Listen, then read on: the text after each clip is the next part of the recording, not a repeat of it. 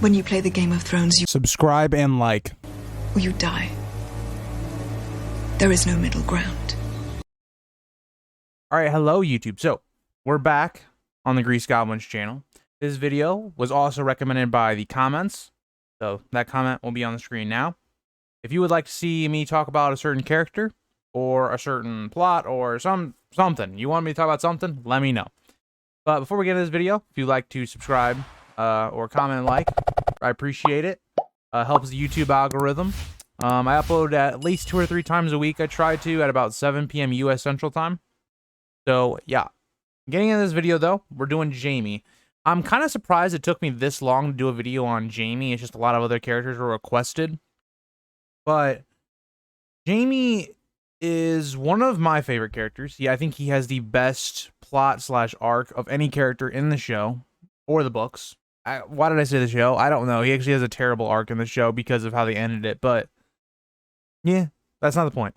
But yeah, getting into this video, I think where Jaime starts at, and then we'll get to where he ends, basically.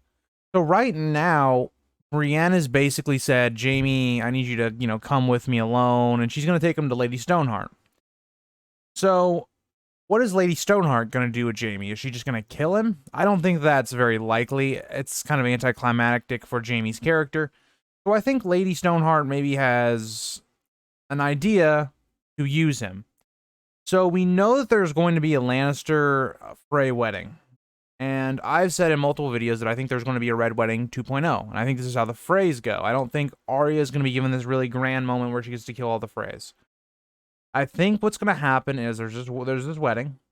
And I think Jaime kind of sneaks in some people. Maybe sneaks in some people.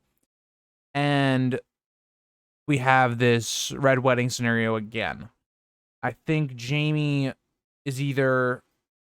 I don't see, the problem is with Lady Stoneheart, I don't think she would just let Jaime go, so I think Jaime somehow escapes and goes back to King's Landing. I think he just leaves Riverlands. He's had enough with it. Goes back to King's Landing. And by this point, so you got to think now, he would have probably been a hostage for a few months or so, and then you have this big event. He goes back to King's Landing. That's probably another week or two. At this point, I think Aegon probably is marching on the city.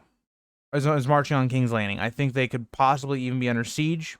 I think Jaime gets there at the last kind of instant and kind of sees what Cersei's become. At this point, I think Cersei will have done something very chaotic or just cruel and killed off some of the Tyrells, maybe forcing Tommen to kill himself like he does in the show.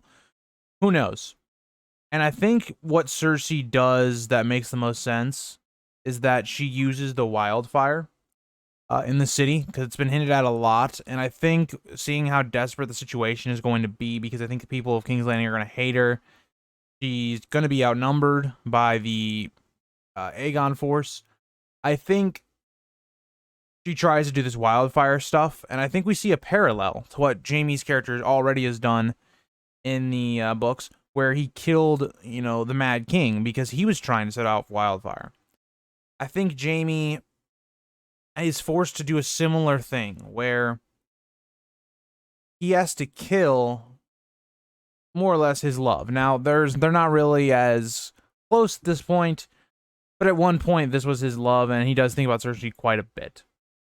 So I think that is what happens. I think Jaime ends up fulfilling the Valonqar prophecy and killing Cersei. It would make a lot of sense, because Cersei this whole time has always thought it was going to be Tyrion, when in reality it was Jaime, because Jaime is a little bit younger as well, even though they are twins.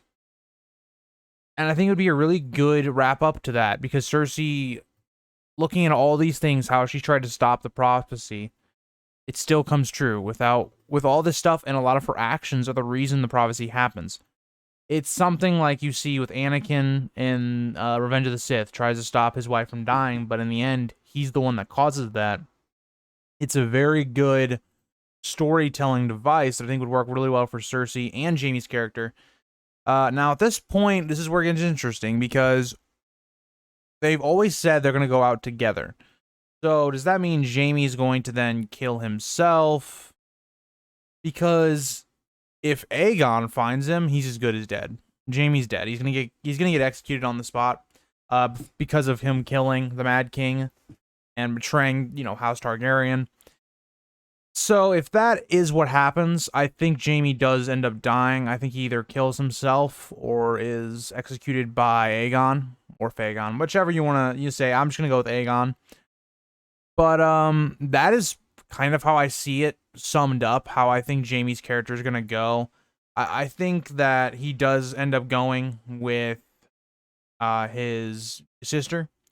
Now, what makes this interesting is that Tyrion at this point, by the time he even gets to Westeros, his whole family is probably dead. Cersei's gonna be dead. Jaime's gonna be dead. Tommen's probably gonna be dead. Myrcella we don't know about because she is still with the Dornish. So maybe they keep Myrcella as just kind of a hostage against the Lannisters, I guess. I don't know. I'm not sure. Myrcella is another interesting character that I kind of want to do a video on because she has a lot of places I think she can go, and maybe she is the one Lannister they keep alive besides, Tyrion or whatever. But we'll see. So Jaime, I think, saves the King's Landing not once, but basically twice, because I think something I've drawn off of on the Aegon story is that it's going to be a very similar to, I think, Tywin when he sacked King's Landing. I think Aegon comes to the city, the doors are wide open because of how much they hate the Lannister regime or Cersei, and Aegon's going to walk in as a hero. Now, this is going to serve as two different things because I think this is going to drive Daenerys nuts because people are going to look at her as a foreign invader while Aegon is looked at as a hero when in reality he's probably not even a Targaryen. So, as well as you have him looking at, Cersei going, okay, they're just letting them in. They're not even fighting Aegon. Aegon's just going to come waltz in here and kill me. And that was going to prompt her to do the wildfire.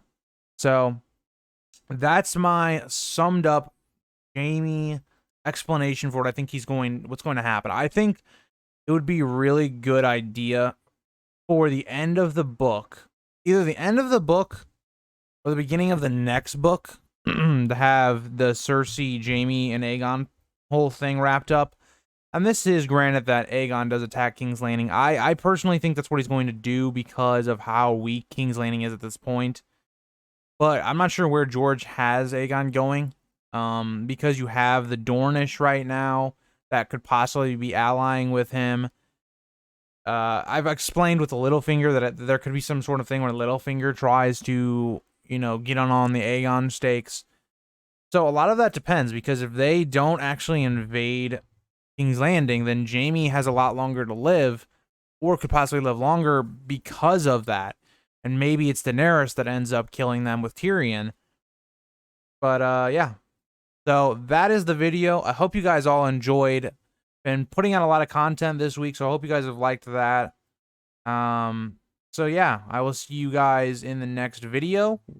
And the next one's probably going to be Blood Raven, so I hope you guys are happy about that one.